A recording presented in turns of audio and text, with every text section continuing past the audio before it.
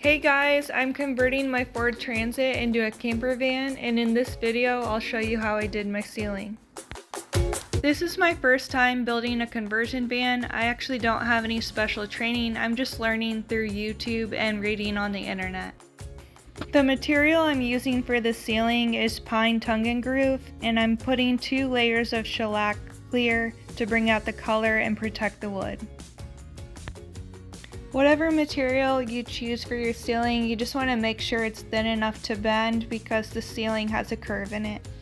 Before you close off your ceiling, you'll want to decide where your outlets and lights are going to be. I'm using an extension cord with multiple plugins, so I don't have to put individual outlets in. I'm putting conduit over the extension cord to protect it from any rubbing since it will be behind the walls and the ceiling. These are adhesive wire clips that you can use to hold the conduit or wires in place.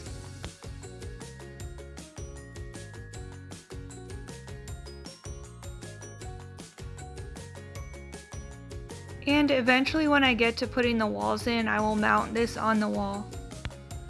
The extension cord to that outlet as well as the cord to my AC unit is what I'm feeding through the walls that will go back and plug into my inverter. I'm using a multi-tool to cut a space out so that my wires can sit flat behind the walls.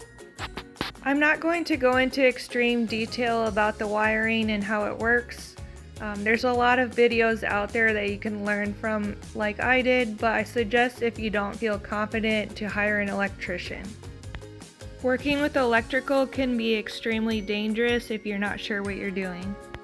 So to keep it high level, here what I'm doing is running wiring from my fuse box, which is hooked up to my DC system, and running it through the ceiling to my puck lights, which will be set on a dimmer switch.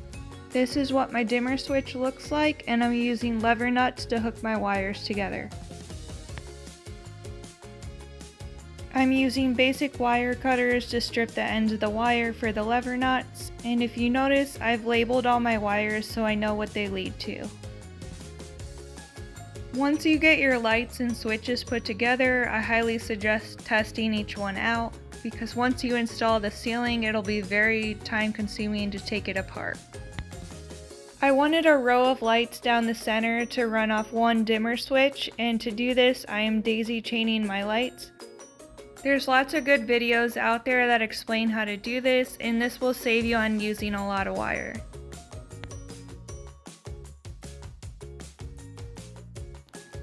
I got these DC recessed puck lights off Amazon.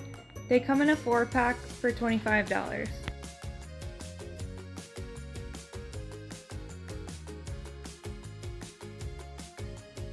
So the first time I tested it out, not all of them lit up, and it was just because I didn't have the wire in the lever nut far enough.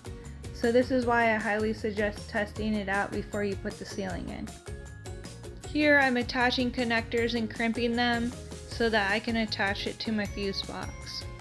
If you were wondering how I tested out the lights without being connected to the fuse box, I simply just took the ends and touched them to the proper terminals on the battery. So to complete the process of my lighting, I am attaching the wires to my fuse box and putting in fuses for each switch. To briefly describe how my power system works, I have 2 solar panels on the roof which charge up my lithium batteries. And connected to my batteries are bus bars which lead to the fuse box for DC power and to my inverter, which converts DC power to AC. Next, I'm putting conduit over the wire that leads to my air conditioning and heater unit. Putting conduit over the wires in your van is pretty important to protect the wire from getting damaged and shorting out, especially in areas where the wire is going to be touching metal or wood with the constant movement in the van. Now that my wiring is complete, I'm starting off with the centerpiece of the ceiling. This is where my puck lights will go, and I created this circular template by measuring the back of a puck light. And I feel like the easiest way to cut out the circles is to find a hole saw that's the same dimensions as your circle. So your first board's really going to set the bar on how even and centered you are, so you'll want to make sure you measure that a few times. After securing the board in place, you'll pull your wires through and connect in your puck lights, which will snap right in. Now that I have my first board in, I can just continue on with snapping boards in and screwing them into the frame.